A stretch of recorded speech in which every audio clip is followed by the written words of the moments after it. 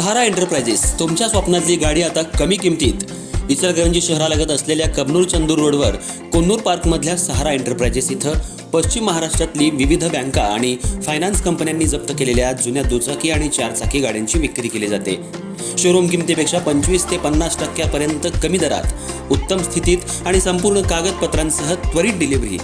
दुचाकी 20,000 पासून पुढे तर चारचाकी 50,000 पुढे. आपल्या पसंतीची कार किंवा बाईक आता अगदी परवडणाऱ्या दरात घेऊन जा. विश्वास, पारदर्शक व्यवहार आणि उत्तम सेवा हेच आमचं वैशिष्ट्य. पत्ता Konnur park, Kabnur Chandur road, Ichalkaranji. Proprietor Rajubhai Ajgar. संपर्क 8055810910 आणि 9860785786. सहारा एंटरप्राइजेस, दर्जा, विश्वास आणि बचत यांचं परिपूर्ण ठिकाण.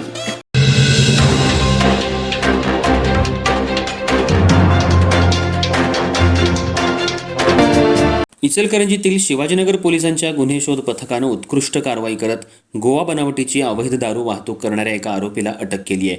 या कारवाईत तब्बल 2,28,000 रुपयांची गोवा बनावटीची दारू, 3 लाख रुपयांची स्कोडा गाडी आणि 12,000 रुपयांचा मोबाईल असा एकूण 5,40,000 रुपयांचा मुद्देमाल जप्त करण्यात आलाय.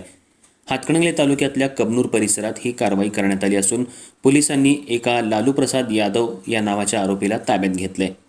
या कारवाईत शिवाजीनगर पोलीस ठाण्याचे अधिकारी आणि गुन्हे शोध पथकानं महत्त्वाची भूमिका बजावली असून पुढील तपास सुरू आहे. शिवाजीनगर पोलिसांच्या या कारवाईमुळे अवैध दारू वाहतुकीला मोठा आळा बसण्याची शक्यता व्यक्त केली जाते. जप्त करण्यात आलेल्या मुद्देमालाची एकूण किंमत 5,40,000 रुपये असून पोलिसांनी आरोपीविरुद्ध गुन्हा दाखल करून पुढील तपास सुरू केला आहे. शहरात राजरोसपणे गोवा बनावटीची दारू मिळतीये. पोलीस याचाही शोध घेत आहेत. पोलीस कारवाई करतात, मात्र राज्य उत्पादन शुल्क गेल्या कित्येक वर्षांपासून त्यांची कारवाईच नाहीये. फक्त पोलिसांनीच अवैध दारू व्यवसायावर कारवाई करायची का, असा सवाल सध्या निर्माण झालाय. यामध्ये लालू प्रसाद यादव याला पोलिसांनी ताब्यात घेऊन त्याच्याकडून सर्व मुद्देमाल ताब्यात घेतलाय. ही कारवाई कोल्हापूर जिल्ह्याचे अप्पर पोलीस अधीक्षक DYSP पोलीस निरीक्षक शरद मेमाणे यांच्या मार्गदर्शनानं करण्यात आली. सद्दाम सनदी, अनिल चव्हाण, गणेश सनदी, शिरीष कांबळे, तुषार सूर्यवंशी यांनी या कारवाईत सहभाग घेतला.